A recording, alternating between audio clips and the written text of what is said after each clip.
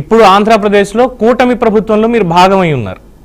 గత 5 ఏళ్లలో ఇక్కడ ఆంధ్రప్రదేశ్లో భారతీయ జనతా పార్టీ రిప్రజెంటేషన్ లేదు. సో ఈ 2 పాయింట్లను బేస్ చేసుకుని అడగాల్సింది ఏంటంటే, పవన్ కళ్యాణ్ గారు ఇచ్చినటువంటి స్టేట్మెంట్ ప్రకారం అక్కడ కేవలం 16 మంది సిబ్బందే ఉన్నారు, స్మగ్లింగ్ అనేది జరుగుతోంది. ఎందుకంటే ఇవాళ ఆయన పోర్ట్లోకి వెళ్ళి అక్కడ లంగర్ వేసినటువంటి నౌక నుంచో లేదు అక్కడ పార్కింగ్లో ఉన్నటువంటి లారీల నుంచో బియ్యం పట్టుకోలేదు. 9 నాటికల్ మైల్స్ సముద్రంలోకి వెళ్ళి అక్కడ ఆపినటువంటి నౌకలో ఆయన ఈ మొత్తాన్ని చూసి ఎస్ స్మగ్లింగ్ జరుగుతోంది అని, అలాగే డిస్ట్రిక్ట్ కలెక్టర్ కూడా దాన్ని స్పష్టం చేశారు. అంటే అక్కడ కస్టమ్స్ ఆఫీసర్లు అనేవాళ్ళు ఉంటారు, సిఇఓ ఆఫ్ పోర్ట్ ఉంటారు, వీళ్ళందరూ డైరెక్ట్గా సెంట్రల్ గవర్నమెంట్కి రిపోర్ట్ చేస్తారు, స్టేట్ గవర్నమెంట్కి సంబంధం లేదు. అంటే గత 5 ఏళ్లలో కూడా ఇదే జరిగింది అనేది పవన్ కళ్యాణ్ గారి ఆరోపణ. At the same time central home minister Amit Shah గారికి లేఖ రాస్తున్నారని కూడా తెలిసింది. మరి ఆ 5 ఏళ్లలో ఉన్నటువంటి సీనే ఇప్పుడు కూడా రిపీట్ అవుతోంది అంటే, కేంద్రంలో ఉన్నటువంటి మీకు కూడా కాకినాడ పోర్టు మీద ఆధిపత్యం అనేది లేదంటే, అజమాయిషీ లేకుండా పోయిందా, ఇక్కడ మాఫియాకి మీరు కూడా భయపడుతున్నారా అన్నటువంటి ప్రశ్న వస్తుంది. మీరేమంటారు? అందరికీ నమస్కారం. పవన్ గారు మీరు మీ ఇంట్రోలోనే చెప్పారు, కొంచెం ఇది రాజకీయాలకు అతీతంగా ఒకసారి చర్చించుకుందామని చెప్పి నేను స్వాగతిస్తున్నా. దానికి అనుబంధంగానే నేను ఒక 2 ఉదాహరణలతో ప్రారంభిస్తాను. షూర్. నేను అంటే ఒకటి, ఇవాళ బియ్యానికి ఉన్నటువంటి ప్రాధాన్యత దానికి సంబంధించి, రెండోది ఏంటనేసి అంటే ఈ ఏదైతే ఈ స్మగ్లింగ్ కి సంబంధించినటువంటి అంశానికి సంబంధించి నేను ఈ 2 ఉదాహరణలతో ప్రారంభిస్తూ, మొదటిది బియ్యానికి ఉన్న ప్రాధాన్యత. సాధారణంగా మాకు శ్రీకాకుళం జిల్లాలో శైవ క్షేత్రాలు శ్రీముఖలింగం అని, రావువలస అని ప్రముఖ శైవ క్షేత్రాలు. శ్రీముఖలింగం అనేసి అంటే అది దక్షిణ కాశీ కింద ప్రాముఖ్యత. 1 లింగాలకు 1 లింగమే తక్కువ అక్కడ, లేకపోతే కాశీ అంత ప్రతిష్ఠ వచ్చాయి. ఇవన్నీ కూడా దేవతలు నిర్మించినటువంటిది. అలాగే రావువలస అని స్వయంభూలింగం, అక్కడ చాలా పెద్ద శివలింగం ఉంటుంది. అది కార్తీక మాసంలో యాత్ర జరుగుతుంటది. ప్రతి సోమవారం నాడు ఎక్కువ ఉంటారు, మన మాసాంతం కూడా ఎక్కువ ఉంటారు. ఆ తర్వాత మామూలుగా శైవ క్షేత్రాలు ఎలాగైతే ప్రతి సోమవారం అలా ఉంటుంది అలా. నేను ఎందుకు చెప్తున్నానంటే, నేను ఇవాళ శుక్రవారం మనం చర్చించుకుంటున్నాం, మొన్న సోమవారం నాడు వెళ్ళాను, 4వ సోమవారం అన్నమాట కార్తీక మాసంలో. అది మాకు ఆ దేవుడు ఇలవేల్పు కూడా. నా తండ్రి గారి పేరు మల్లేశ్వర స్వామి. ఆ స్వామి తాలూకా వరంతో ఈయన పుట్టాడని చెప్పేసి ఆయన ఎండల మల్లేశ్వరుడు అనమాట అక్కడ దేవుడి పేరు. సరే, నేను చిన్నప్పటి నుండి వెళ్తున్నాను, నా తండ్రి గారితో పాటు వెళ్ళాను, ఆ తర్వాత నా పిల్లల్ని తీసుకొని వెళ్తున్నాను. ఇది మాకు ప్రతి సంవత్సరం వెళ్ళాలి అక్కడ, ఎందుకంటే మీకు తెలుసు కదా తండ్రి వరపుత్రుడు, ఆయన వరపుత్రుడిగా తండ్రి వచ్చాడు అనేసి అంటే మాకు ఆ సెంటిమెంట్ ఎలా ఉంటుంది.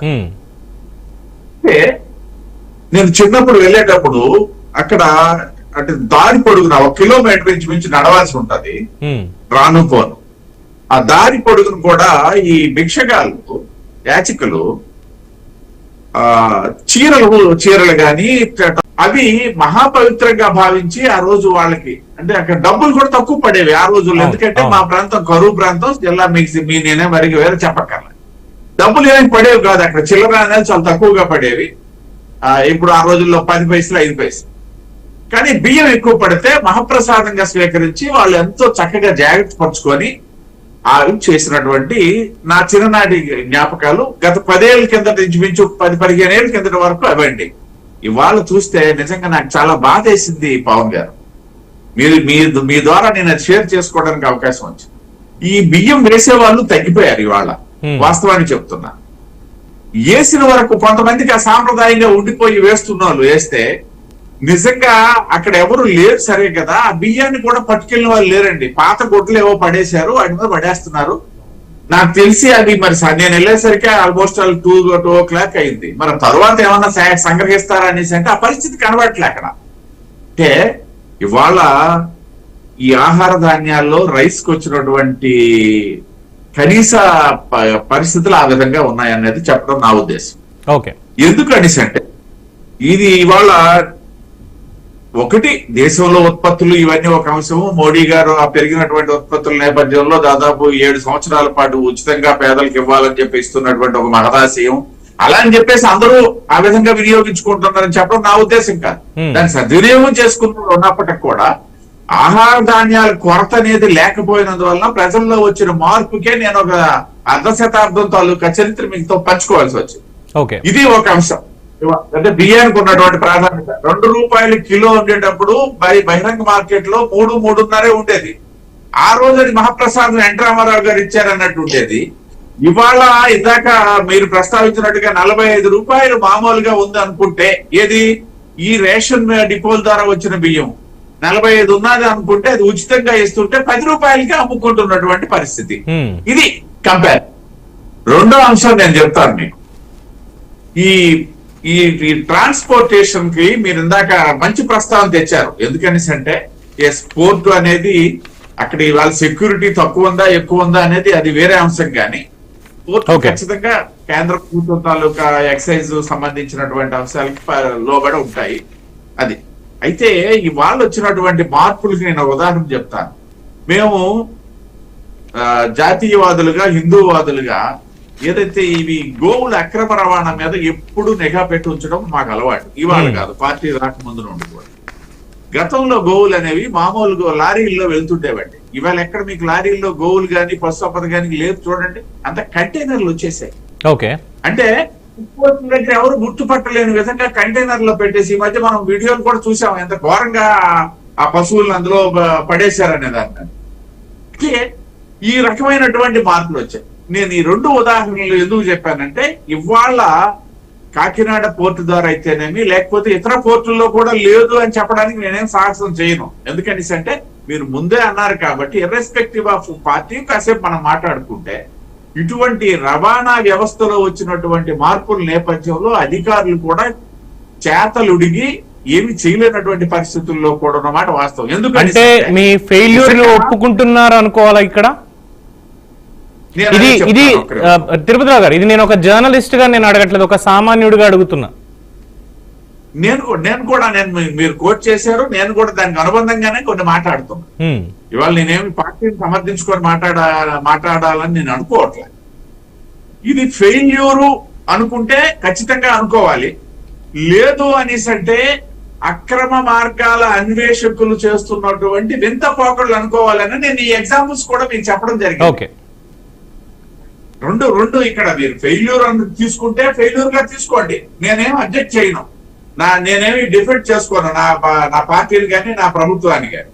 కానీ అక్రమ మార్గాల్లో తరలింపు అనేది నాట్ ఓన్లీ రైస్, ఇవాళ ఏ స్మగుల్డ్ గూడ్స్ కానీ లేకపోతే ఇతరత్రా కానీ వాటి ఆ మార్గాన్ని అనేది పెరిగిపోయింది.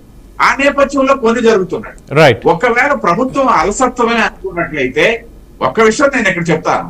అంటే ఏదో గుడ్డగాలు చేసి నేను ఈవేళ వైసీపీ ప్రభుత్వం మీద పడేసి నేను తప్పుకోవాలని నేను అనుకోవట్లేదు. ఇందాక మీరు అన్నట్టుగా పోర్టుల తాలూకా వ్యవహారము కేంద్ర ప్రభుత్వ పరిధిలో ఉన్నప్పటికీ కూడా అక్కడ ఇవాళ పవన్ కళ్యాణ్ గారు వెళ్ళి మాట్లాడాల్సినటువంటి అవసరం లేదు. రాష్ట్ర ప్రభుత్వాల మీద కూడా అంతే బాధ్యత ఉంటుంది. ఏదైతే అక్కడ ఇటువంటి కార్యక్రమాల నిర్వహణ అండ్ నిరోధనలో రాష్ట్ర ప్రభుత్వాల బాధ్యత ఉంటుంది. ఆ నేపథ్యంలో సరే గత ప్రభుత్వ సమయంలో అక్కడ స్థానిక శాసనసభ్యుడే ఆ పనిచేశాడు అనేది ఇటు భారతీయ జనతా పార్టీ ఇవాళ అయితే మేము కలిసి ఉన్నటువంటి కూటమి ప్రభుత్వంలో ఉన్నాం. కానీ ఆ రోజు భారతీయ జనతా పార్టీ అక్కడ స్థానిక నాయకత్వం అయితేనే రాష్ట్ర నాయకత్వం అయితేనే కొన్ని సందర్భాల్లో మాట్లాడిన మాట ఉంది, పవన్ కళ్యాణ్ గారు మాట్లాడినటువంటి మాట ఉంది. మా మిత్రపక్షంగా లేదు, మాకు ఆనాడు విపక్షంగా ఉన్నటువంటి తెలుగుదేశం పార్టీ కూడా మాట్లాడినటువంటి సందర్భాలు.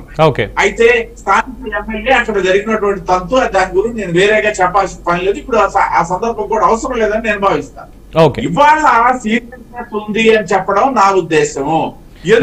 ఒక్కసారి ప్రసాద్ గారి ఓపెనింగ్ స్టేట్మెంట్ కూడా తీసుకుందాం తిరుపతిరావు గారు, ఒకసారి ప్రసాద్ గారి స్టేట్మెంట్ కూడా తీసుకుందాం. కంటిన్యూషన్ లోకి వెళ్దాం సార్, ఎందుకంటే ముగ్గురు ఒకసారి ఓపెనింగ్ స్టేట్మెంట్ ఇచ్చేస్తే మనకి క్లారిటీ అనేది వస్తుందండి. నాకు అత్యంత ఆత్మీయులైనటువంటి వ్యక్తి. నేనేమంటానని అంటే ఇవాళ ఆ